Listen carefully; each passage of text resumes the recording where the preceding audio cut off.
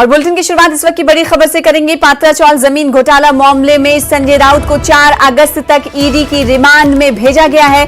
ED ने हालांकि 8 दिन की रिमांड यानी तहवील मांगी थी, लेकिन कोर्ट ने मुहर 4 दिन पर लगाई। पात्रा चौल जमीन घोटाला मामले में पल पल की अपडेट नाज़रीन न्यूज़ 18 उर्दू आप तक पहुंचा रहा है। अब संजय राउत को 4 अगस्त तक ईडी की रिमांड में तहवील में भेज दिया गया है।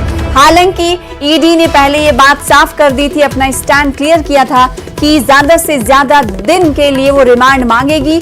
ईडी ने अपनी मांग रखते हुए 8 दिन की रिमांड की मांग की कोर्ट में, लेकिन अदालत ने 4 दिन की ईडी की रिमांड में संजय राउत को भेज दिया है। तो इस वक्त की बड़ी खबर पात्रा चौल जमीन घोटाला मामले में आपको बता दें कि संजय राउत की गिरफ्तारी हुई और गिरफ्तारी होने के बाद उन्हें आज अस्पताल ले जाया गया मेडिकल टेस्ट के लिए। फिर मेडिकल टेस्ट के तकमील के बाद उन्हें कोर्ट में पेश किया गया। कोर्ट में पेशी के बाद अदालत ने यह फैसला सुनाया है कि अब 4 अगस्त तक ईडी की रिमांड में संजय राउत रहेंगे। हालांकि ईडी ने मांगी थी 8 दिन की रिमांड, 8 दिन की तहवील की मांग ईडी ने कोर्ट में की, लेकिन अदालत ने इससे इनकार कर दिया। सिर्फ 4 दिनों की ईडी की तहवील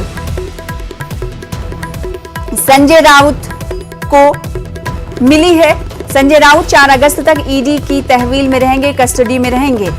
हमारे साथ हमारे नुमाइंदे जुड़ रहे हैं, वसीम अंसारी, उनसे हम जुड़ने की कोशिश करेंगे। वसीम, अगर आपको आवाज मेरी मिल पा रही होगी तो बताइएगा। ईडी ने 8 दिन की रिमांड मांगी, लेकिन 4 अगस्त तक ईडी की रिमांड यानी कस्टडी में संजय राउत दिए गए हैं। आज कोर्ट में क्या कुछ बहस हुई जब पेशी हुई संजय राउत की, तो कोर्ट में क्या कुछ बातें कही गई, बताइएगा तफसील से।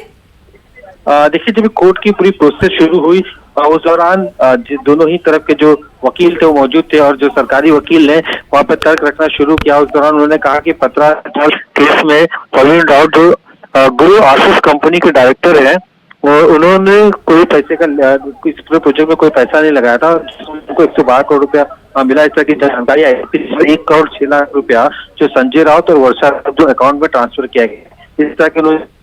वसीम, आपकी आवाज हम तक सही तरीके से नहीं पहुंच पा रही है, दोबारा हम आपसे जुड़ने की कोशिश करेंगे, क्योंकि बहुत अहम इंफॉर्मेशन इत्तलात आप हमें जानकारी हमें फराहम कर रहे हैं। आपसे दोबारा जुड़ने की कोशिश करेंगे। फिलहाल आपको बता दें कि संजय राउत को 4 अगस्त तक ईडी की तहवील में भेजा गया है। ईडी ने हालांकि 8 दिन की रिमांड मांगी थी। उधर दूसरी जानिब संजय राउत की गिरफ्तारी और ईडी की रिमांड के बीच साबिक वजीर आला महाराष्ट्र उद्धव ठाकरे ने उनके अहले खाना ने संजय राउत अहले खाना से मुलाकात की, और मुलाकात के बाद उन्होंने मीडिया से खिताब भी किया, प्रेस कॉन्फ्रेंस का इनेकाद भी किया। इस मौके पर उन्होंने भारतीय जनता पार्टी पर निशाना साधा, और साथ ही साथ उन्होंने निशाना साधते हुए कहा कि सियासत में जहानत का नहीं ताकत का इस्तेमाल किया जा रहा है। मरकज पर तंज करते हुए उद्धव ठाकरे ने अपने प्रेस कॉन्फ्रेंस में कहा कि ईडी ही और सीबीआई ही अगर सब कुछ है तो जमहूरियत का आखिर क्या मतलब है। तो ये तमाम हमले उद्धव ठाकरे की तरफ से संजय राउत की गिरफ्तारी और ईडी की कस्टडी के बाद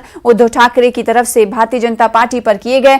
उधर 4 अगस्त तक तहवील में भेजे गए हैं संजय राउत। अब देखना यह होगा कि इस बीच यानी 4 अगस्त और आज 1 अगस्त है, इस बीच क्या कुछ इंफॉर्मेशन और क्या कुछ जानकारियां ले पाती है संजय राउत से ईडी, क्योंकि ईडी का ये मानना है कि कई ऐसे नुकात हैं जिन पर हमें जानकारी हासिल करनी है। लिहाजा ईडी की तरफ से 8 दिन की कस्टडी मांगी गई थी, लेकिन कोर्ट ने 4 अगस्त तक ही कस्टडी दी है ईडी को संजय राउत की। एक बार फिर से रुख कर लेते हैं वसीम अंसारी का। वसीम हमारे साथ जुड़ रहे हैं। वसीम, बताइएगा 4 अगस्त तक संजय राउत को ईडी की कस्टडी मिली है। अब ये बताइएगा कि कोर्ट में आज क्या क्या कुछ हुआ। देखिए, जब कोर्ट की पूरी सुनवाई शुरू हुई तो संजय जो सरकारी वकील थे दोनों आमने सामने थे, और सरकारी वकील ने बाकायदा इस बारे में शुरुआत की, और उन्होंने साफ तौर पे कहा कि पत्रा वाला चाल केस जो रीडेवलपमेंट का केस है, इसमें प्रवीण राउत जो गुरु आशीष कंपनी के डायरेक्टर थे, उन्होंने कोई भी पैसा इस प्रोजेक्ट में नहीं लगाया था। उससे 112 करोड़ रुपए मिले थे, और जांच में ये भी पता चला है कि उसमें 1 करोड़ 6 लाख रुपए संजय राउत और वर्षा राउत के अकाउंट में ट्रांसफर किया गया है। इस तरह की बेनिफिशियरी उनको दी गई है। ईडी के वकील हितेश वेनगांवकर जांच में उस वक्त उन्होंने ये भी बताया कि उस पैसे से अलीबाग में क्वीम के पास संजय राउत ने एक जगह ली है। एक जगह सपना पाटकर के नाम ली गई थी। ये जो जगह थी सपना पाटकर के नाम पे ली गई थी। जांच में प्रवीण राउत का नाम फ्रंट पे सामने आया था। उसमें कई संजय राउत को ये भी बताया उन्होंने कि संजय राउत को 3 बार सम्मन भेजा गया था, एक बार भी वो हाजिर नहीं हुए, लेकिन 2 सम्मन पर वो आए ही नहीं। और इस दौरान अहम गवाह को टेम्पर करने की भी कोशिश की, तरह की बातें रखी गई। साथ ही संजय राउत को प्रवीण राउत ने संजय राउत को विदेश यात्रा के लिए किया था। उस दौरान प्रवीण राउत के अकाउंट से संजय राउत को लाख रुपए हर महीने यानी कि 2011 तक का ये सिलसिला शुरू था। इस तरह की चीजें रखी। अब जब उनके सीनियर वकील अशोक मूर्ति वसीम, आपकी आवाज हम तक सही तरीके से नहीं पहुंच पा रही क्योंकि शायद हो सकता है नेटवर्क प्रॉब्लम हो। दोबारा हम आपसे जुड़ने की कोशिश करेंगे। बहुत शुक्रिया हमारे साथ जुड़ने के लिए। और ये अहम जो पेशरफ्त हुई है उस पर जानकारी लेना भी बहुत ज़रूरी है। बहुत शुक्रिया हमारे साथ जुड़ने के लिए, इस हवाले से अपडेट फराहम करने के लिए जो इब्तदाई तौर पर आपने जानकारियाँ फराहम की। हालांकि 4 अगस्त तक ईडी की तहवील में संजय राउत को भेज दिया गया है। कोर्ट में क्या कुछ बात हुई ईडी की तरफ से सरकारी वकील और साथ ही साथ संजय राउत की वकील की तरफ से क्या बातें सामने रखी गई, इस पर मजीद जानकारी फराहम कर रहे थे हमारे साथ हमारे नुमाइंदे वसीम अंसारी जुड़कर, जिनका शुक्रिया अदा करना चाहेंगे। तकनीकी खराबी के चलते उनकी आवाज़ हम तक सही तरीके से नहीं पहुंच पा रही थी। उधर जैसे कि संजय राउत के अहले खाना से मिलने ठाकरे संजय राउत की रिहाइश गाह पर पहुंचे थे। इस हवाले से कुछ देर पहले हमने आपको अपडेट फराहम की थी और अहले खाना से उन्होंने मुलाकात की। उद्धव ठाकरे ने कहा कि जिस तरह राउत की गिरफ्तारी की गई वो गलत है। इन्होंने कहा कि आज की सियासत निचली सतह पर पहुंच गई है। उन्होंने मजीद पूछा कि संजय राउत का जुर्म क्या है। इन्होंने कहा कि अगर ईडी और सीबीआई ही सब कुछ है तो जमहूरियत कहां है। सुनिए इन्होंने मजीद क्या कहा। नहीं है, सिर्फ बड़ वापरले जाते, शक्ति का उपयोग किया जा रहा है। और अगर ऐसे ही आपका तरीका होगा तो मैं यही कहना चाहता हूं, जमाना एक रहता नहीं, सारे लोगों के लिए दिन जो है बदलते रहते हैं। अच्छे दिन बुरे दिन, अच्छे दिन कब आएंगे वो बात अलग थी, लेकिन ऐसे लोगों के बुरे दिन तो जरूर आते हैं। और आप जैसे बर्ताव उस वक्त अन्य लोगों के साथ करते हो, शायद उससे बुरा बर्ताव उस वक्त जनता आपके साथ कर सकती है। तो मेरी विनती है कि जो भी विचार अगर आपके पास है, सोच आपके पास है, जनता के सामने आइए। हमारी सोच जो भी है हम जनता के सामने रख रहे हैं, आप भी सोच रखिए और जनता के ऊपर फैसला छोड़ दो। जिसको प्रजातंत्र कहते हैं, जरा मतलब पूर्ण तरीकों से उसे प्रजातंत्र कहते हैं। ये अगर आप ईडी, इनकम टैक्स, सीबीआई, तो फिर प्रजातंत्र कहाँ रहा। जितने हमारे सारे लोग गए हैं, मैंने कहा कि वो तो गए उनके हमाम में गए हैं, हमाम में गए हैं वो। अब वो मजा ले रहे हैं, लेने दो, लेकिन जब पानी बंद हो जाएगा तो क्या करेंगे आप। मुझे संजय राउत पर अभिमान है और बाला साहब का असली सैनिक सिर्फ वो पिक्चर देखने के लिए ठीक है, पुष्पा झुकेगा नहीं, लेकिन ये झुका नहीं। जो झुकने वाले थे वो हमाम में चले गए और झुकने वाला कभी शिवसैनिक नहीं हो सकता। जो भी लोग कह रहे थे कि हम बाला साहब की जो भी हमारे पास एक शिक्षा थी, शिक्षा म्हणजे मराठीतली ने शिकवण ज्याला म्हणतो, उसके ऊपर हम हमारा आगे की दिशा तय कर रहे हैं, तो ये बाला साहब ने दिखाई नहीं, दिशा नहीं है। फिलहाल आगे बढ़ेंगे। लोकसभा में चारों कांग्रेस लीडरों की मुअत्तली वापस ले ली गई है। पार्लिमानी उमूर के वजीर प्रहलाद जोशी ने इस सिलसिले में ऐवान में तजवीज़ पेश की, जिसके बाद लोकसभा में महंगाई पर बहस हुई। इससे पहले आज भी महंगाई और मरकजी जांच एजेंसियों के गलत इस्तेमाल के मुद्दे पर अपोजिशन ने हंगामा किया, जिसके सबब दोनों ऐवानों की कार्रवाई में बार बार रखना पड़ा।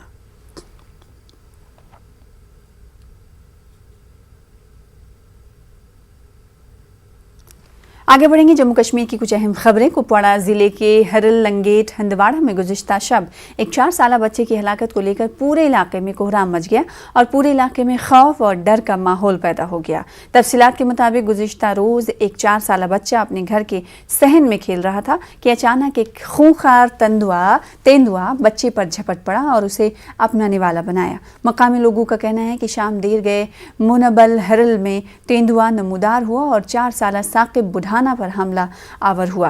तेंदुआ उसे घसीट कर जंगल की तरफ ले गया। बच्चे की चीख पुकार सुनकर मकामी लोगों ने तेंदुए का ताक़ुब किया। मकामी लोगों ने साकिब को शदीद जख्मी हालत में अस्पताल पहुंचाया, लेकिन वो तब तक दम तोड़ चुका था। पूरे इलाके में इस वाकये को लेकर सनसनी फैल गई है और रात देर गए बच्चे को पूर्णम आंखों से सुपुर्द खाक किया गया। लोगों ने महकमे वाइल्ड लाइफ के अफसरान से मुतालबा किया है कि इस खूंखार तेंदुए को हलाक किया जाए, क्योंकि इस इलाके में अब मजीद खतरा बढ़ गया है। इससे कबल हंदवाड़ा के राजपुरा इलाके में तेंदुए ने एक कमसिन की चीर फाड़ की थी और उसकी भी मौत वाकई हो गई। यहाँ पर उसकी मम्मी जो है गाय का दूध ले रही थी जी। वहाँ पर उसका फादर खड़ा हुआ था, यहाँ पर उसका चाचा, लेकिन कोई पता नहीं चला। यहाँ पर बीच में जो है शेर ने झपट्टा मारा बच्चे के गर्दन पर उसको लेकर जी। इन लोगों ने फिर उसके पीछे भागे, नीचे जाकर जो बच्चा है बच्चे छोड़ाया, लेकिन बच्चे छोड़ा तो लिया उन्होंने, बच्चा बच पाता, लेकिन सबसे पहले ये कमजोरी है कि यहाँ पर 1.5 घंटा जो है नीचे रोड तक जाने में लगा। और वहाँ पर जो हमारा हॉस्पिटल है, हॉस्पिटल के अंदर कोई भी डॉक्टर रात को नाइट ड्यूटी में नहीं था, जो कि बच्चे का खून लॉस होने के कारण से बच्चा हमारा जो है डेथ हो चुका है। तो हम आपसे रिक्वेस्ट करें, गाड़ी भी नहीं है, और सबसे बड़ी चीज है यहाँ पर जो नेटवर्क है, नेटवर्क की सबसे बड़ी प्रॉब्लम है। यहाँ पे किसी को फोन नहीं कर पाए, कहीं इनका राब्ता नहीं हो पाया। लोगों ने बच्चे को उठाया, काफी दौड़े बरसात के मौसम में, लेकिन नहीं पहुंच पाए। हमें मार दो, हम मार जाएंगे, बच्चों का दुख नहीं चाहते हम। ये कौन सा इंसाफ है? ये जंगलात वालों का या और किसी महकमे का कौन सा इंसाफ है? ये हमारे लिए इतनी मुसीबत बनी हुई है। चलो गाय खाई तो कोई परवाह नहीं, भैंस खाई तो कोई परवाह नहीं, लेकिन बच्चों पर ये, इंसान पर ये हमला है। एलजी और नरेंद्र मोदी से अपील करता हूँ कि कम से कम अगर आप ये इलेक्शन कर रहे हो यहाँ पे डीडीसी की बीडीसी की, ये आपको वहाँ बाहर दिखाने, यहाँ क्यों नहीं हो रहा है काम? नहीं हो रहा है काम, मैं बोल रहा हूँ नहीं हो रहा। 1.5 साल से हुआ यहाँ, मुझे इस इलाके में हुआ ही नहीं अभी आज तक कुछ। मैं क्या बता सकता हूँ लोगों को, नहीं हो रहा है। ये कोई बोलेगा कि शायद ये नहीं कर रहे, हम कर रहे हैं, हम कोशिश कर रहे हैं हर प्लेटफॉर्म में जहाँ भी, लेकिन आगे नहीं हो रहा। उसमें मरकज की कोई गलती नहीं, सिर्फ इस स्टेट की। जितने भी एडमिनिस्ट्रेशन यहाँ पे ये फेल है। मैं माजरत चाहता हूँ, मैं आपसे माफ़ी मांगता हूँ। इसका जो बच्चा हुआ, ये मेरा बच्चा है, ये इसका ही नहीं है, ये हम सबों का है। बोनियाल में तैनात rural engineering wing rural development department के साथ काम करने वाले असिस्टेंट इंजीनियर रविंद्र पाल सिंह को आज एंटी करप्शन ब्यूरो ने 4,000 रुपए की रिश्वत लेते हुए गिरफ्तार किया। मौसूला शिकायत पर कार्रवाई करते हुए एसीबी ने एक जाल बिछा दिया, जिसमें मज़कूरा सरकारी मुलाजिम को रिश्वत लेते हुए रंगे हाथों गिरफ्तार किया गया। वाज़ेह कि बारामुल्ला शहर में गुज़िश्ता दिनों से एसीबी ने मुख्तलिफ छापों में 4 सरकारी मुलाजिमीन को गिरफ्तार किया है। डीएसपी एसीबी मोहम्मद रफीक ने कहा कि मुआशरे से बदनुआनी की लानत को ख़त्म करने के लिए लोगों को महकमे की मदद के लिए आगे आना चाहिए।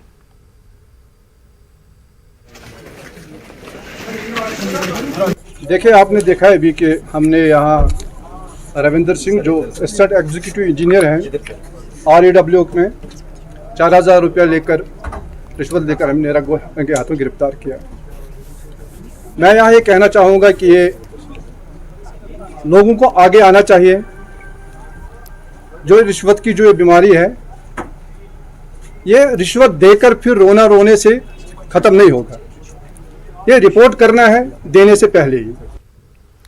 श्रीनगर लेह हाईवे को जोजिला पास के करीब शदीद बारिशों की वजह से कई लैंडस्लाइडिंग के बाद सुबह सवेरे ट्रैफिक के लिए बंद कर दिया गया। लैंडस्लाइडिंग की वजह से दोनों तरफ की ट्रैफिक आमदोरफ्त मुअत्तल रही, जबकि मुतादिद मुसाफिर गाड़ियां और अशिया ज़रूरिया से लदे ट्रक फंसे रहे।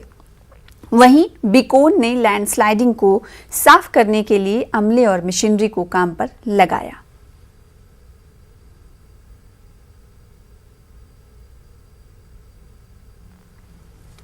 महकमे जल शक्ति से वाबस्ता डेली वेजेस ने आज जम्मू में अपने मुतालबात को लेकर एहतजाजी रैली निकाली।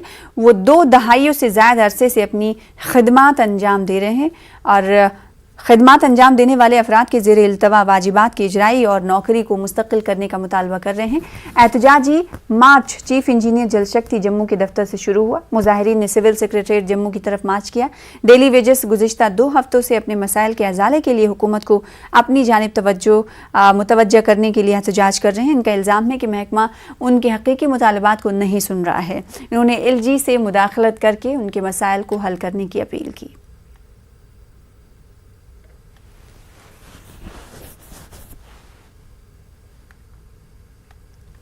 जो हमारा जो कालियन से जो धरना प्रदर्शन चल रहा है, स्ट्राइक पर चल रही है, इसलिए जो डिपार्टमेंट है इस डिपार्टमेंट में 25-25 साल लगा दिए हैं।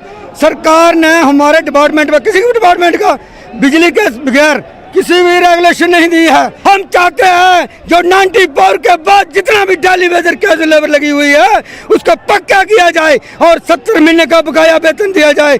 हमारे साथ जिस भी सभी डिपार्टमेंट की बात करते हैं, जो एग्रोस्ट्रोलॉजी में लोग 15 सालों से 10 से लगे वो रो रहे हैं, वो जितने भी डिपार्टमेंट है हर डिपार्टमेंट में रो रहे हैं।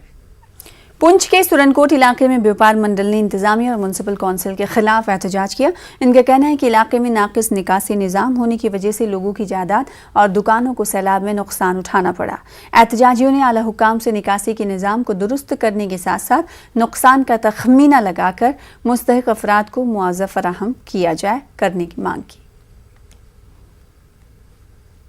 कि यहाँ पर ड्रेनेज सिस्टम जो है वो टोटली फेल है। 10 साल हमारी म्यूनसिपल कमेटी को बने हुए हैं। 10 साल में आप बताइए कि बाजार के अंदर ड्रेनेज सिस्टम का क्या सिस्टम है। जितनी भी रकमात म्यूनसिपल कमेटी बनने के बाद 2018 के बाद आई है, तमाम पैसे को जो है वो रफ यूज किया गया है। इंडिविजुअल लोगों को पैसा दिया गया है। चंद 3-4 लोग ऐसे हैं जो म्यूनसिपलिटी के अंदर जो वो पैसा यूज कर रहे हैं, उसका एंजॉय कर रहे हैं। आप देखिए कि पिछले दिनों में एक फ्लड का प्लान बना और 2-3-4 प्लान और बनेंगे और वहां पर बड़े बड़े गेटों के लिए 60-60, 70-70 लाख रुपए के गेट बनाने के लिए रखा जाता है। मैं ये पूछना चाहता हूँ म्यूनसिपल कमेटी से कि इतना बड़ा पैसा वेस्ट कर रहे हैं ये ड्रेनेज सिस्टम के लिए नहीं। अगर मोहल्ले के अंदर ड्रेनेज सिस्टम अच्छा होता, बाजार के अंदर ड्रेनेज सिस्टम होता तो ये फ्लड की कंडीशन ना बनती। हमने डीसी साहब से ये मुतालबा किया है और हमने ये भी कहा है कि फौरी तौर पर एक टीम मुकर्रर की जाए, रेवेन्यू ऑफिसर्स को भेजा जाए, बैंक वालों को भेजा जाए, एक पुलिस की टीम रखी जाए और इस बाजार का जो है सर्वे किया जाए कि कितना दुकानदारों का नुकसान हुआ है।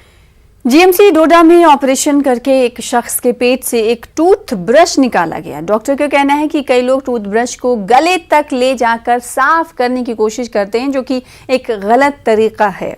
इनका कहना है कि इस मरीज ने भी इसी तरीक़ेकार को अपनाया था, जिसकी वजह से पूरा टूथ ब्रश उसके पेट के अंदर चला गया। जीएमसी डोडा के एमएस डॉक्टर युद्धवीर सिंह का कहना है कि मरीज के पेट से ब्रश निकाल लिया गया है और अब वो खतरे से बाहर है। मरीज का ताल्लुक श्रीनगर शहर से है और डोडा में कारोबार करता है। इस कामयाब सर्जरी को assistant professor doctor Babar Rashid Zargar ने अंजाम दिया। ब्रश करते थे, अचानक मुंह से फिसल गया, बस पेट में चला गया ब्रश। उसके बाद ऑपरेशन कर दिया, सर्जरी। तो आप रेगुलर इसी तरह से ब्रश करते हैं? मैं 20 सालों से इसी तरह करता था। आज कुछ समझ में नहीं आया, कुछ ऊपर वाले की तरफ से था। तो आप कैसे हो? बस अब तो अल्लाह की मेहरबानी है। काफ़ी अंदर तो नहीं डालना चाहिए, वैसे सोचना चाहिए कहाँ तक जायज़ है कहाँ तक नाजायज़ है। ये यूजुअली जो है कुछ लोग जो हैं हैबिचुअल होते हैं, वो वॉमिटिंग इंड्यूस करते हैं टूथब्रश से, तो वो पॉसिबली वो वॉमिटिंग इंड्यूस कर रहा था और वो जो है वो नीचे निकल गया और पेट में लैंड अप हो गया। ये पहले बोल नहीं रहा था कि एक्चुअली हुआ क्या है, वो सब पेन एब्डोमेन करके वो कर रहा था। तो बाद में जो है बेसिकली जब इन्वेस्टिगेट किया तो पता चला कि इसके अंदर जो है टूथब्रश है, तो उसका पेट जो है वो खोला गया और वो जो है टूथब्रश जो है वो निकाला गया। पेशेंट जो है स्टेबल है। आगे बढ़ेंगे। मध्य प्रदेश में एनआईए के जरिए कल कई मकामात पर की गई छापेमार कार्रवाई और गिरफ्तार किए गए मुश्तबा दहशतगर्दों के मामले में एनआईए को टेरर फंडिंग के कई अहम सबूत मिले हैं। गिरफ्तार किए गए मुश्तबा दहशतगर्दों के अकाउंट के साथ उनके रिश्तेदारों को भी बैंक अकाउंट को एनआईए के जरिए खंगालने की बात कही गई है।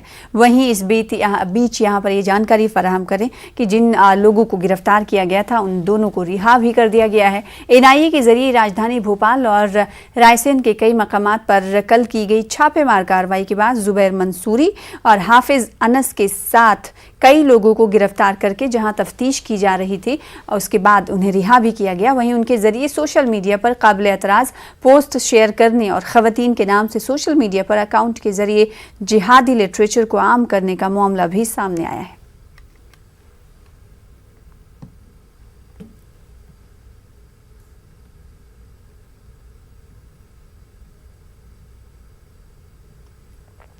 कल उनने हिरासत में लिए थे एक मोहम्मद अनस और एक मोहम्मद जुबैर। पूछताछ की दृष्टि से इनको हिरासत में लिया था और पूछताछ के बाद में एक टेलीग्राम वगैरह जो बनाए हुए थे उसकी दृष्टि से ISI के नाम से बनाए हुए थे, उसकी दृष्टि से इनके मोबाइल, लैपटॉप, इन सब का क्लोन तैयार करके वो ले गए हैं। 160 के नोटिस के तहत इन्हें तलब किया था। ये विषय मध्य प्रदेश का इसमें कुछ भी नहीं है, मध्य प्रदेश से बाहर का विषय। सेंट्रल एजेंसी पूछताछ के लिए आई थी। ये बिहार के फुलवारी शरीफ आतंकवादी केस के सिलसिले में कल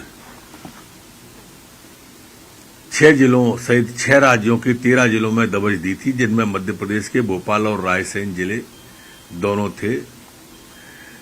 2 संदिग्ध जो वो मानते थे, जुबैर मंसूरी और हाफिज अनत को हिरासत में लिया था और उसके बाद में उन्हें छोड़ दिया है। इस सिलसिले में सिलवानी में भी छापे उन्होंने मारे थे। मध्य प्रदेश के जबलपुर में न्यू लाइफ मल्टी स्पेशलिटी अस्पताल में आग भड़क उठी, जिसके बाद अफरा तफरी मच गई। इस वाकये में 4 लोगों की मौत हो गई है, जबकि 5 लोगों को अस्पताल में दाखिल कराया गया है। आग लगने की वजह अभी तक मालूम नहीं हो सकी है। वाज़ेह है कि मरने वालों की तादाद बढ़ सकती है।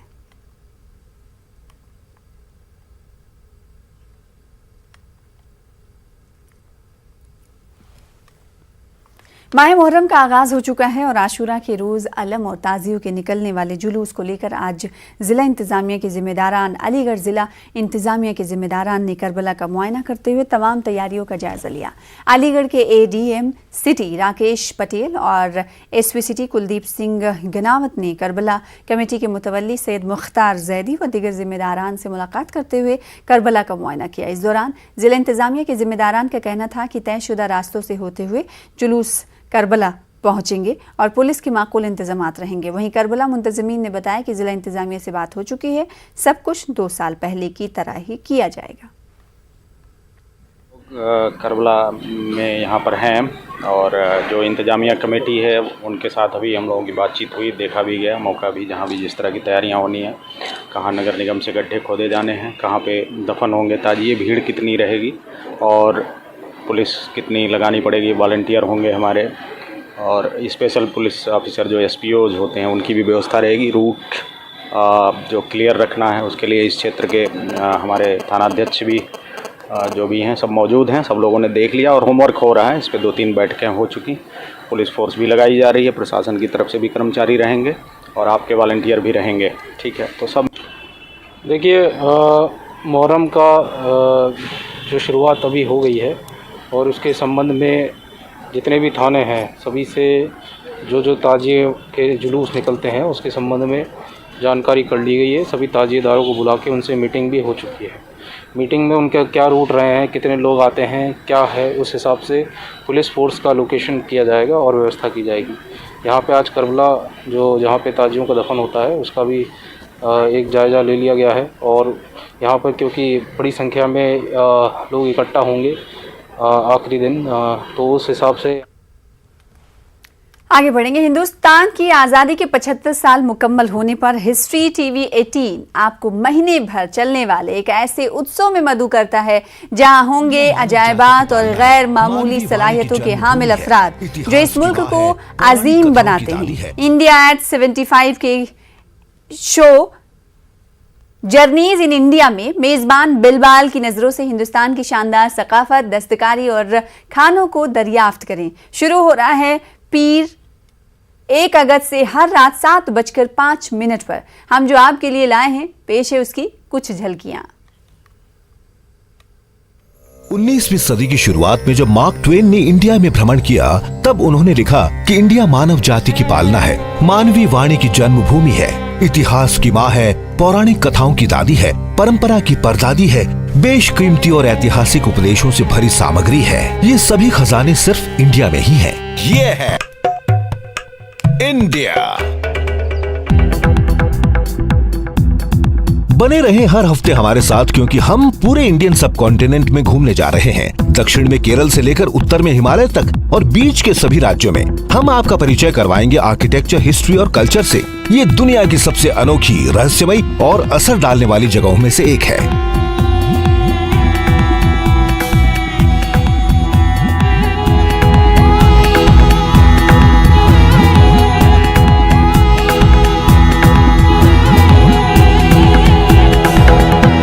this August on India at 75. Watch Journeys in India. Starts 1st August every night at 7:05 p.m.